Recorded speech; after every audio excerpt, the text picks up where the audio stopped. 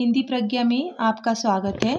आज हम पढ़ेंगे वाच्य। वाच्य जिसे अंग्रेजी में वॉइस कहते हैं।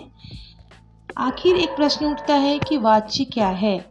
तो वाच्य क्रिया का वह रूप जिसमें यह पता चलता है कि वाक्य में कर्ता प्रधान है कि कर्म प्रधान है कि भाव प्रधान है।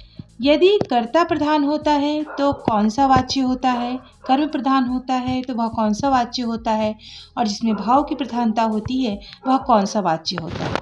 इतना जानने के लिए हमें इसके भेद पे जाना पड़ेगा और हम पढ़ेंगे वाच्य के भेद। वाच्य के मुख्यतः 3 भेद होते हैं। सबसे पहला भेद है कर्तरी वाच्य, दूसरा है कर्मवाच्य और तीसरा है भाववाच्य।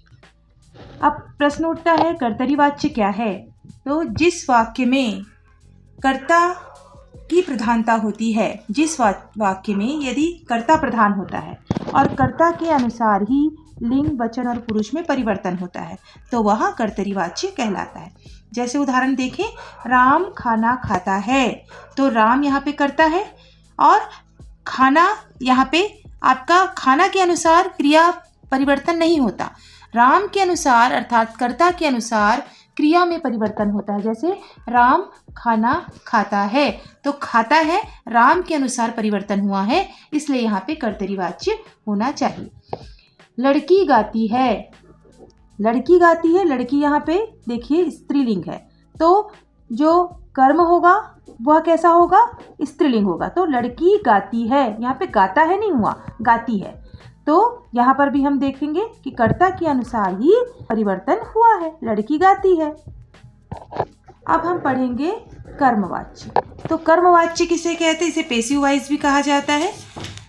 जब हम देखते हैं जिस वाक्य में कर्म की प्रधानता होती है, जहाँ पर कर्म प्रधान होता है, या कह सकते हैं हम कि जहाँ पर लिंग, वचन, पुरुष कर्म के अनुसार परिवर्तित होता है, वहाँ पे कर्मवाच्य होता है।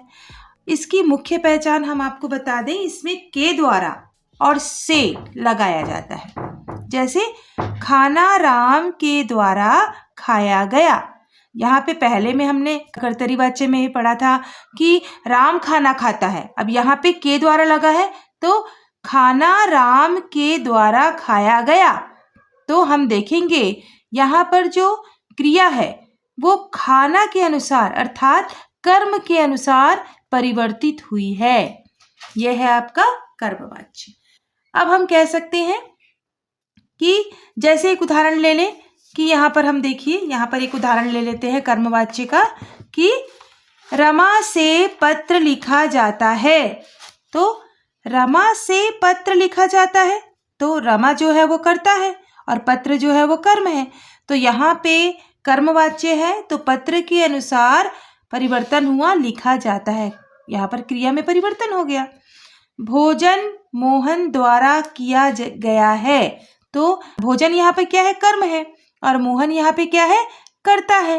तो क्रिया जो है वो भोजन के अनुसार परिवर्तित हुई है, इसलिए ये कर्मवाच्य होना चाहिए। ये आपको परिवर्तन पता होना चाहिए कि के द्वारा और से कर्मवाच्य में होता ही है। तीसरा हम ले लें, ये है आपका भाववाच्य। भाववाच्य में वाक्य देखते हैं जिसमें भाववाच्य में क्रिया का जो रूप होता है वो उसका परिवर्तन ना कर्ता पे निर्भर करता है और ना कर्म पे, जबकि वह भावना पर निर्भर करता है। भावना जहाँ या भाव जहाँ प्रधान होता है वहाँ भाववाच्य माना जाता है। जैसे हम कहते हैं कि भाववाच्य का एक और उदाहरण लेते हैं, मोहन से उठा नहीं जाता, सुशीला से दौड़ा नहीं जाता, सुशीला से दौड़ा नहीं जाता है।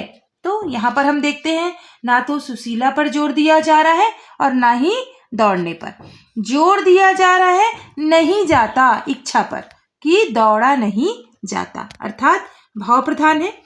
जैसे उठा नहीं जाता और दौड़ा नहीं जाता, ये भाव है और दोनों पर ही जोर दिया गया है। इस पर ना कर्ता पे जोर दिया गया है और ना ही क्रिया पे, बल्कि भाव पर जोर दिया जाता है, वहां पर भाववाच्य होता है। एक प्रश्न आ सकता है कि कर्तरी वाच्य को कर्मवाच्य में बदलिए, कर्मवाच्य को भाववाच्य में बदलिए, कर्मवाच्य को उत्तरी में बदलिए। ये सब प्रश्न आ सकता है। अब दूसरे वीडियो में हम आपको बताएंगे कि इसमें परिवर्तन कैसे किया जाता है।